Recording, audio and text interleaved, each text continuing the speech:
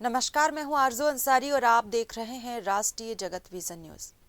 कोंडागांव जिले के मसोरा टोल नाका के पास बीती रात हुए भीषण सड़क हादसे में 5 लोगों की मौत हो गई। हाईवे पर खराब खड़ी ट्रक से एक तेज रफ्तार स्कॉर्पियो टकरा गई। हादसे में कार में सवार लोगों की मौत हो गई, वहीं 7 लोग गंभीर रूप से घायल हो गए।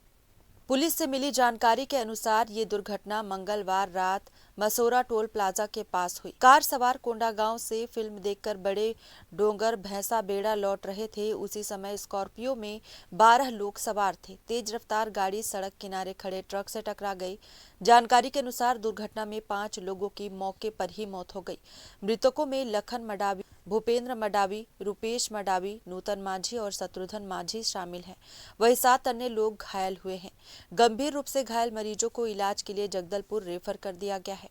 इस हादसे ने टोल प्लाजा प्रबंधन की कार्यप्रणाली पर गंभीर सवाल खड़े कर दिए हैं।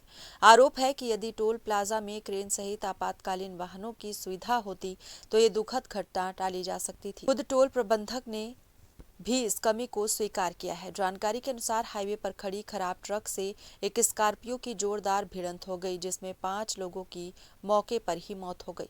ये ट्रक टोल परिसर से लगे मार्ग पर ही कई घंटों से खड़ा बताया जा रहा था। मृतकों के परिजन और जनप्रतिनिधि बड़े डोंगर क्षेत्र के जिला पंचायत सदस्य जयलाल नाग और स्थानीय निवासी विशाल शर्मा के टोल प्रबंधन पर गंभीर लापरवाही का आरोप लगाया है। उनका कहना है कि सड़क की स्थिति अत्यंत खराब है, गड्ढों से भरी है और टोल पर आपातकालीन राहत वाहन उपलब्ध नहीं है। परिजनों ने आक्रोश जताते हुए कहा कि यदि टोल प्लाजा में क्रेन की सुविधा होती तो खराब ट्रक को तुरंत हटाकर हादसे को रोका जा सकता था।